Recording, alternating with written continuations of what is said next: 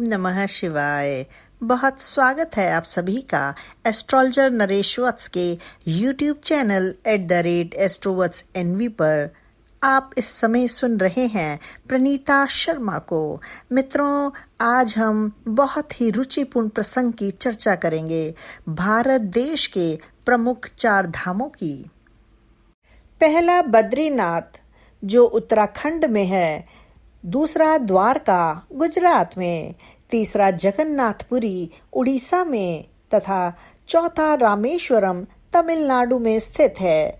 भारत के महान दार्शनिक आदि शंकराचार्य जी ने हिंदू लोगों के धार्मिक दृष्टिकोण से इन चारों धामों की यात्रा को आवश्यक बताया है। प्राचीन ग्रंथों में भी लिखा है कि मोक्ष की प्राप्ति के लिए मनुष्य को अपने जीवन काल में इन 4 धामों की यात्रा अवश्य करनी चाहिए। 4 धाम की यात्रा करने से मनुष्य पाप कर्मों से छुटकारा पा सकता है। प्राचीन ग्रंथों एवं स्कंद पुराण में उल्लेख है कि जो व्यक्ति 4 धाम की यात्रा अपने जीवन काल में एक बार भी करेगा तो उसे मानसिक और शारीरिक रूप से आत्म संतुष्टि और आत्म संयम के साथ मोक्ष की प्राप्ति होगी। आदि शंकराचार्य जी के अनुसार चारों धाम की यात्रा से व्यक्ति के पाप नष्ट होकर सकारात्मक ऊर्जा का संचार होता है। चारों धाम की यात्रा से व्यक्ति मृत्यु के बाद शरीर पंच तत्व में विलीन होकर भगवान विष्णु जी की शरण में चला जाता है।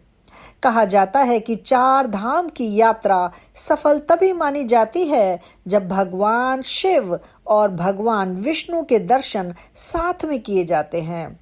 पुरी में भगवान जगन्नाथ यानी भगवान विष्णु का ही एक रूप आदि दर्शन करने के बाद भुवनेश्वर के लिंगराज मंदिर का दर्शन अवश्य करना चाहिए। इसी प्रकार द्वारिका में द्वारिकानाथ यानी भगवान विष्णु का एक रूप उनके दर्शन के बाद सोमनाथ मंदिर में भगवान शिव का दर्शन अवश्य करना चाहिए। इसी प्रकार रामेश्वरम में भगवान शिव के दर्शन के बाद भगवान रंगनाथ स्वामी यानी भगवान विष्णु का प्रतिरूप उनके दर्शन अवश्य करने चाहिए।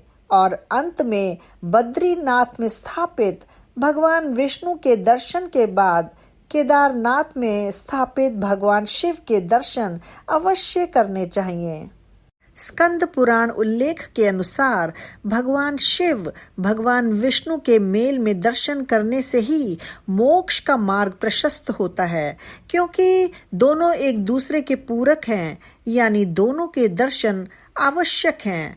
भगवान विष्णु अगर सृष्टि को सुचारू रूप से चलाते हैं तो भगवान शिव सृष्टि के सुचारू रूप से चलने में आने वाली बाधाओं को नष्ट करते हैं।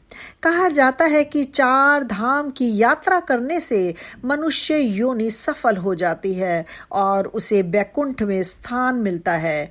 धार्मिक मान्यताओं के अनुसार 4 धाम यात्रा हरिद्वार के गंगा स्नान से शुरू करनी चाहिए। भारत के मानचित्र के हिसाब से चारों धाम 4 दिशाओं और 4 कोनों में स्थापित हैं तथा वहां के जलवायु के अनुसार यात्रा के लिए उचित समय भी अलग अलग है। ओम नमः शिवाय। ओम नमो नारायण।